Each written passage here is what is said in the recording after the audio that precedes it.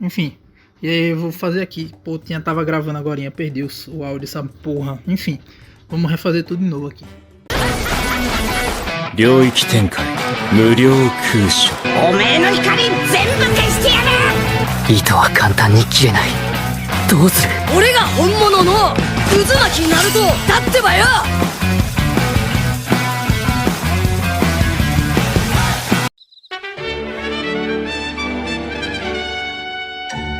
Falar um pouco sobre as perguntas e respostas que saiu aí, que não é o SBS, mas são outras perguntas. Vamos começar aqui com o Shanks falando sobre o Camusari, sobre se o Roger ensinou ele ou não. E é falado que ele aprendeu observando o Roger.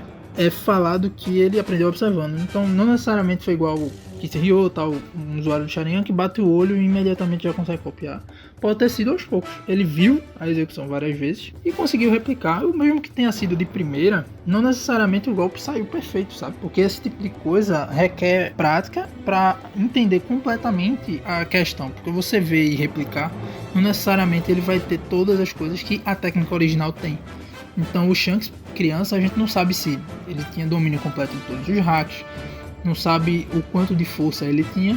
Então algumas coisas dessas poderiam ter sido essenciais para completar a técnica. Então precisaria de um desenvolvimento pessoal do Shanks também para a técnica se tornar cada vez mais eficiente e próxima à do original. Então essa questão do Camusari é interessante por causa disso, que como ele tem esse talento absurdo de não precisar ter sido ensinado no passo a passo a teoria, conceito, e ter entendido a base da habilidade apenas observando ao longo do tempo, evidencia a capacidade dele de compreensão.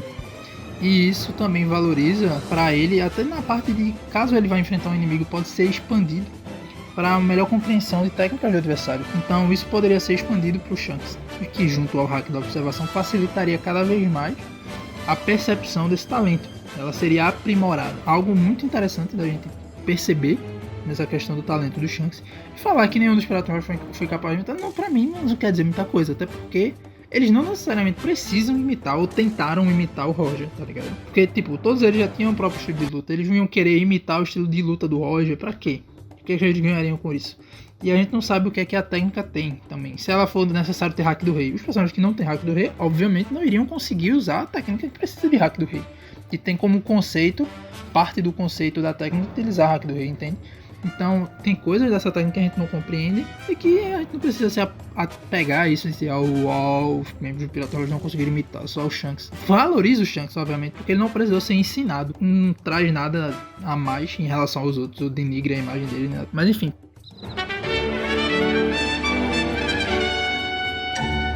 Passando pro próximo aqui. Sobre a recompensa da Warriors Guild, eu não vou ler a questão, mas é sobre a unidade de recompensa de acordo com o posto da marinha. E só vou falar do almirante de frota aqui, que é o que me importa, o resto tanto faz. Para mim deixa claro que a partir do ponto de vista dos piratas, eles veem como dificuldade alcançar o almirante de frota no mesmo nível que alcançar os maiores piratas que existem, tipo os Yonkou, os reis piratas, tipo o Roger ou os Barba Branca, por exemplo. O cara tá de difícil acesso, tem um exército abaixo dele e um alto nível de força.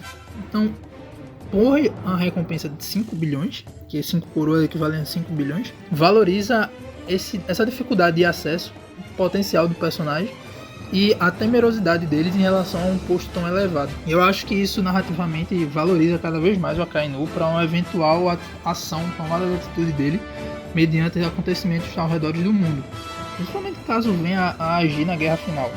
Porque o que a gente viu do Akainu, mesmo em Marineford, que foi restrito, foi curto, cara, é absurdo, pô. O cara enfrentou o Barba Branca de igual para igual. Você pode falar, nada disso, não foi humilhado, a derrota dele, ok, porque ele foi tirado de combate e o Barba Branca conseguiu avançar. Mas isso não anula que ele foi de igual para igual, causou danos absurdos. E o dano que ele sofreu do Barba Branca não foi muita coisa, porque logo depois ele tá lutando contra todos os comandantes do Barba Branca, pô. Mais agregados. Tipo Jinbe e Crocodile, que são chichibukais, tá ligado?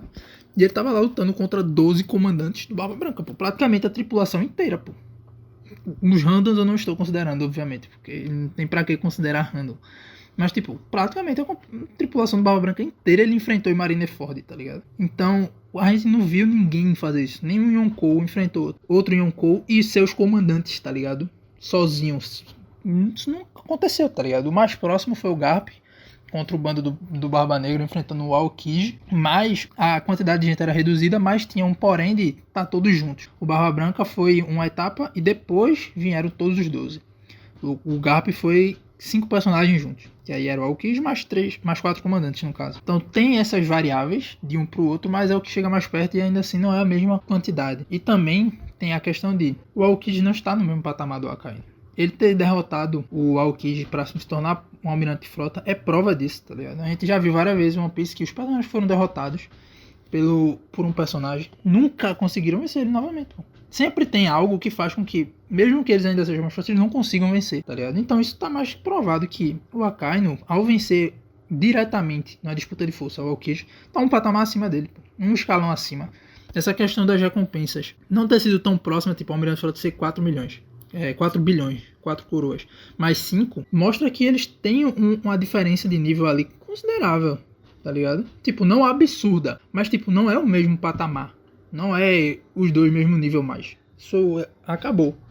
Depois do time skip, o Akainu se tornou acima, tá ligado, desse nível, e ele vai ser mostrado e vai ter essa evidência quando chegar o momento em que ele precisar agir. No momento ele tá só fazendo as coisas de gabinete e tal, e tipo, cara, os personagens de One Piece não vão perder esse nível de força por estar em gabinete fazendo. Não vai acontecer isso, cara.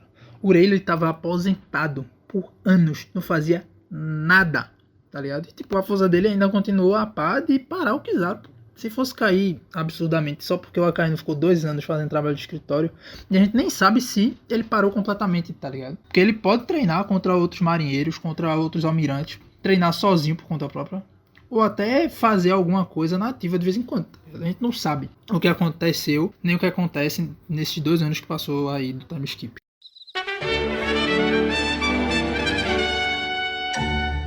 A outra pergunta é do Aokiji, sobre ele como pirata do Barba Negra. Não tem muita informação, mas é bom porque enfatiza que ele manteve a própria liberdade. Ele não tá lá por causa que ele foi corrompido, tá ligado?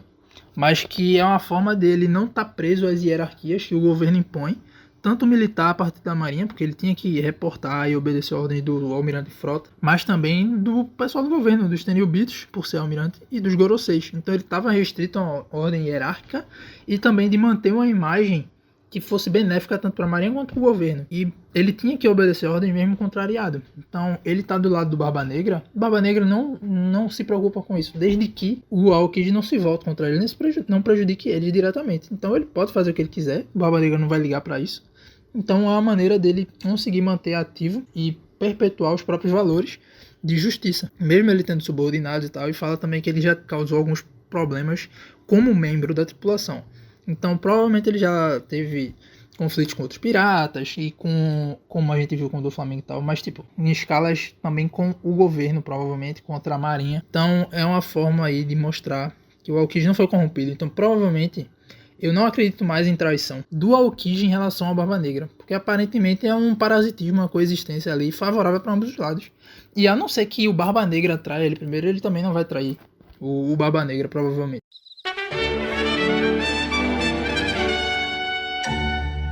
Então agora a próxima pergunta é sobre o alistamento mundial que a Marinha fez. Ele falou que a Marinha e o governo mundial instigou os governos a procurarem pessoas fortes, tanto para eles se protegerem como para indicar para a Marinha. Então eles foram literalmente convocados para poder fazer parte da Marinha, até para frear o exército revolucionário que estava em ascensão.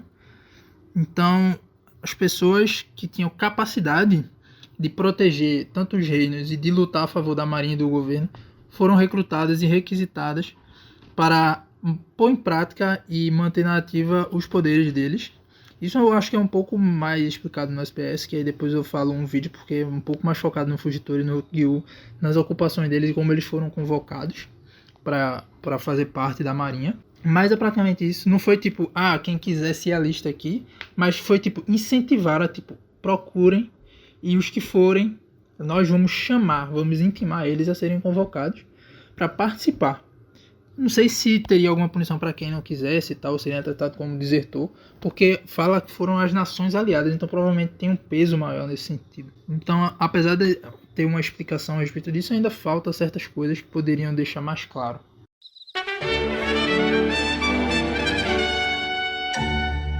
Outra a pergunta aqui, a penúltima, que é sobre o incidente de Rockport. Foi um incidente que provavelmente não vai ser narrado na história principal e tal. Então ele dá uma resumida, falando que o Lau ouviu sobre a existência de um poneglyph em Hashinozu, e aí ele sequestrou um enorme navio de passageiros chamado Rockport para se infiltrar na ilha. Enquanto esse navio transportava o rei, figura importante de determinado país, acontecia que o navio era na verdade uma embarcação de contrabando, né? Que realizava transações secretas com a ilha de Hashinozu sob a bandeira desse país. Aí durante o caos, Lau enfrentou os piratas, enquanto Kobe e Barba Negra chegaram em Hashinozu com objetivos diferentes, que levou a aliança temporária entre os três. Como resultado, esse incidente, Barba Negra se proclamou rei de Hashinozu, Lau conseguiu uma posição como Chichibukai e Kobe foi reconhecido como herói. Então, basicamente, dividindo isso, tinha o rei de Hashinozu, que era o Ochoko, e aí o Barba Negra foi responsável por enfrentar esse pirata, que depois de derrotar ele, Barba Negra assumiu a ilha. Aí o Kobe protegeu as pessoas e tal. Os civis que estavam sendo transportados, que estavam no navio e tal, se tornou herói por causa disso, por causa da questão de proteção, e o Lau ficou enfrentando os piratas menores, os subordinados e tal, que estavam envolvidos ali, e aí os três se juntaram, cada um dividiu as funções para as coisas em questão que fossem possíveis para sua alçada, e é isso basicamente. Um pouco interessante, mas ok.